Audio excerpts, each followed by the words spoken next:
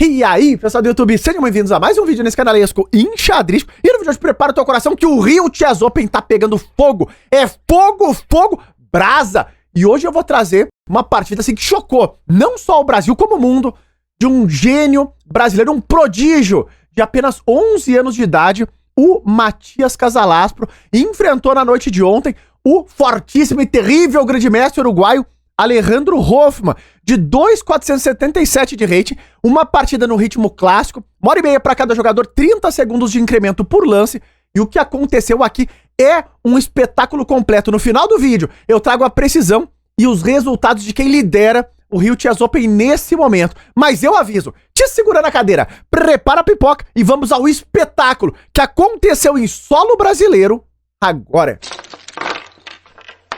Então, pessoal, aqui estamos nós, e de brancas, e o gênio brasileiro Matias Casalaspro contra o grande mestre uruguaio Alejandro Hoffman, e nesta peleia, o Matias largou a solidez do peão-dama, e o Hoffman falou não, vamos pro caos, jogou a Benoni. Isso aqui é 1000 graus, é terrível, mas olha como estava preparado o Matias. Ele jogou a linha principal com D5 avançando, e agora E5 já é uma linha mais rara, mas o Matias jogou o plano fino, que é E4 e cavalo C3. Por quê? Ele já vai adiantar um dos principais planos que as pretas querem fazer nesse tipo de estrutura, e isso vai acontecer no tabuleiro. Fica de olho. Cavalo F6, jogou com cheque cavalo D7 A4, e a posição das brancas faz sentido, porque ele controla a casa de B5. Isso é muito importante, porque tá vindo a ideia do A6 e tu já não consegue jogar o B5 libertador da Benoni pras pretas. Fino, Matias preparadíssimo. Seguiu agora bispo E7, prepara o roque, passa o cavalo pro jogo, A6 totó no bispo, bispo E2 e tá lá. Tu não consegue jogar o B5, porque o Matias controlou rápido. Nesse momento foi jogado o lance B6, agora H3, controla cavalo G4, eu posso ter a ideia do bispo E3 sem me incomodar com esse salto do cavalo, e cavalo F8, olha lá. O Hoffman começa a manobrar para G6, para F4, tem que ter atenção com esse plano das pretas, só que o Matias também manobrou. Ele é manobrista, olha lá, cavalo D2, tá lá, manobrando. Ele tá de olho na casa de C4, e é um plano fino também para a posição das brancas. Seguiu agora a torre B8, observem que o grande mestre uruguai, ele quer preparar o B5 em algum momento, mas ainda não é tão fácil, e o Matias aqui, ele não deixa, ele joga o lance cavalo C4, de novo, meio que impedindo o B5, tanto é que o Hoffman jogou cavalo G6. Rafael, como? Por que não jogou B5 agora? Não pode? Poder até pode, a questão é, será que deve? Porque lá eu troco, e agora tô entrando aqui, tô ameaçando tomar em B5, e a posição das brancas já é vantajosa nesse momento. Aqui vai tudo por água abaixo para as pretas. O grande mestre uruguaio não jogou, ele jogou cavalo G6, que é um lance muito mais fino, e G3, olha lá. O Matias controla o salto do cavalo de G6, bispo D7 desenvolvendo, sempre de olho na possibilidade do B5, bispo G5 passa as peças pro jogo também o Matias, dama em C7, e agora cavalo A3, lance fino, porque mais uma vez ele controla qualquer ruptura no flanco da dama, segurou um dos principais planos do grande mestre uruguaio. Torre em A8 foi jogado, claro, ele também defende o peão que estava caindo, e H4 tá lá. Sempre que o adversário tem um cavalo em G6, tu quer jogar H5, H4, H5, e esse peão incomoda muito esse cavalo que tá ali na casa de G6. Bem, o grande mestre uruguaio jogou o lance H6, totó no bispo D2, não passa nada, roque foi jogado, e olha o plano que o Matias vai jogar nesse momento. Ele jogou rei F1. Metade deste planeta faria o roque nessa posição, parece o lance mais natural, mas não o Matias, ele quer jogar rei G2 e falou, a torre continua nessa coluna H, porque pode ser útil para um ataque aqui no flanco do rei, na posição das brancas. Bom, o Hoffman passou a dama para B7, agora rei G2, o plano do Matias, e cavalo E8 tá claríssimo. O grande mestre uruguaio quer romper no flanco do rei com F5, buscar contra-jogo, e mais uma vez, isso não pode passar despercebido. Olha o lance que jogou o Matias Casalaspro aqui, ele jogou bispo G4.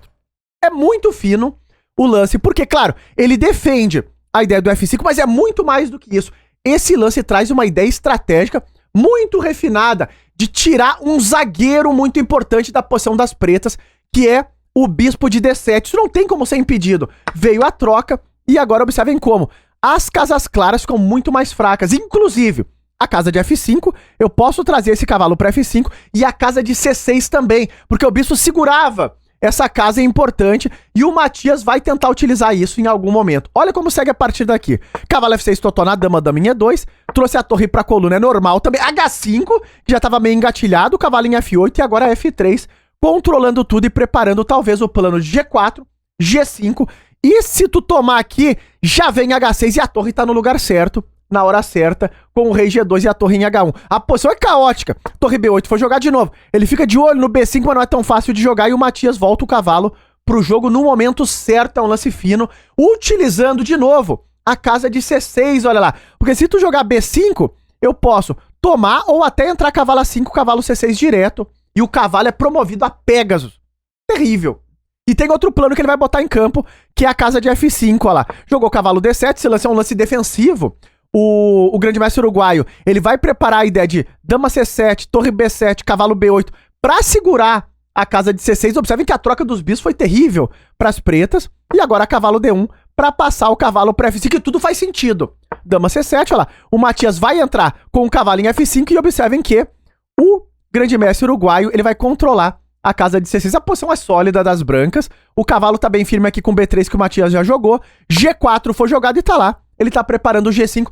O Hoffmann é obrigado a defender. O tempo já apertava pros dois lados. Olha lá, 23 minutos tem o grande mestre uruguaio. Posição muito difícil de jogar pras pretas. Cavalo H7 segurando em G5 e F4, preparando de novo pra romper nesse flanco do rei. Nessa posição o Hoffmann jogou B5. Mas também não dá pra segurar pro resto da vida. Jogou esse lance. Agora cavalo A5 é o lance do Matias. Dá um totó na torre. Depois de torre B6, a casa de C6 ainda tá bem controlada. Dama em F3 e veio a troca em F4. E a posição parece, assim, muito complicada de jogar pras pretas. Ela tá apertando em D6, mas tá bem defendido. Tem uma ideia que pode surgir em algum momento do G5. E o Hoffmann jogou F6, que parece o lance sólido. Porque observem lá, ele controla não só G5 como E5 também. E o problema agora é como continuar essa posição de brancas. O Hoffmann tinha 5 minutos e meio no relógio baixando. O Matias traz a torre agora pra coluna E. Cavalo G5 é o lance natural, já tá preparado por ali. Só que depois da troca surge uma nova coluna aberta, a coluna F. E o Matias não pestanejou em botar a torre nessa coluna. Claro, em algum momento a gente pode começar a se infiltrar. Tem uns temas também chegando de cavalo H6 em várias linhas. O Hoffmann aqui passou o rei para H8, ele já sai de qualquer cheque futuro que possa surgir na casa de F7 nesse momento. O Matias jogou uma bomba brilhante, terrível e reluzente. Não é um lance fácil. Ele jogou dama C3 nessa posição. E esse lance faz todo sentido para a posição das brancas. Por quê? Ele não só reforça a defesa do cavalo que estava solto, como ele cria uma ameaça terrível de cavalo tomar H6. Olha lá, ele cravou o peão de G7. Mais do que isso, ele prepara com esse plano para passar o cavalo pra casa clara, a casa de E6, já que as pretas não tem mais aquele bispo branco. Rafael, quanta bobagem. Como assim cavalo E6? Bom, olha que o grande mestre uruguaio defendeu o cavalo H6, jogou rei H7. E aqui a gente vê o plano do Matias, olha lá, cavalo D4. Tudo tava arquitetado. Olha o cavalo entrando em E6, porque ele joga na cravada do peão de C, olha lá. A dama tá solta em C7. Bom, a posição parece um terror, porque observem que tu não pode tomar aqui, senão tu tá levando essa cravada e tu perde o jogo. Tanto é que o Hoffmann aqui, ele jogou B4, tentando tirar a dama desse tema e tomar o cavalo. Mas se tu tomar aqui, tu fica perdido. Olha lá, eu jogo esse. E quando tu defende, o cavalo entra e a torre caiu. Tudo faz sentido na posição. É uma partida, assim, genial. B4 jogou o Hoffmann. Claro, o Matias mantém a cravada do peão, mantém o tema. Se tu tomar em E4, tá perdendo a torre da mesma maneira que a gente acabou de ver. Cavalo D7 trazendo o cavalo pro jogo. De olho na casa de E5, que aqui o Matias joga. Há um lance, outro lance brilhante. Ele bota a torre na 7ª fila. Rafael, não tá certo. Como bota a torre na 7ª fila? Ele crava o cavalo, porque tem uma ideia também de cavalo E5 que as pretas estão preparando. E olha o que segue a partir desse momento. É impressionante. O Hoffmann jogou dama C8 e o Matias aqui plantou o potro na casa de E6. Rafael, não acredito. Levou um duplo, levou. Levou esse duplo aí, com 1 minuto no relógio, tinha o grande mestre uruguaio. O Matias tomou esse duplo, mas não passa nada. É o fino. Ele jogou dama F1 e olha essa posição. Isso aqui é de uma compreensão de xadrez fora da normalidade. Porque, claro, tu não pode tomar em G4 que tá levando esse cheque e perde o cavalo. Mas a dúvida é, tá caindo a torre. O Hoffmann não tomou. Ele jogou o lance rei G8, que é um dos lances finos. Por quê? Se tomasse, e aqui vem essa compreensão fora da normalidade, as brancas estão ganhas nessa posição. É 5 pontos de vantagem pra posição branca, ó lá. Tu teria que jogar aqui um lance como torre B8, também zug, né? E agora eu jogo torre F1 e tô com o domínio da coluna aberta e as peças estão jogando. Rei H8, agora dama G6, preparando pra infiltrar aqui. E se tu tentar defender com dama D7, eu entro de qualquer maneira. Torre E7 tentando segurar. Isso só pra ilustrar, tá? Tem formas de jogar essa posição aqui. Mas eu posso trocar. Por exemplo, tu nunca pode tomar de bispo levando mate, a posição é complexa. E se tu tomar de dama, tá levando esse duplo e vai tudo por água abaixo. Não tem como salvar, tá? Isso aqui é só uma linha pra ilustrar a potência da posição branca. Tanto é que o grande mestre viu, não jogou, ele jogou rei G8. E o Matias jogou agora a torre C7, olha lá, totó na dama. E depois de dama B8, cuidado.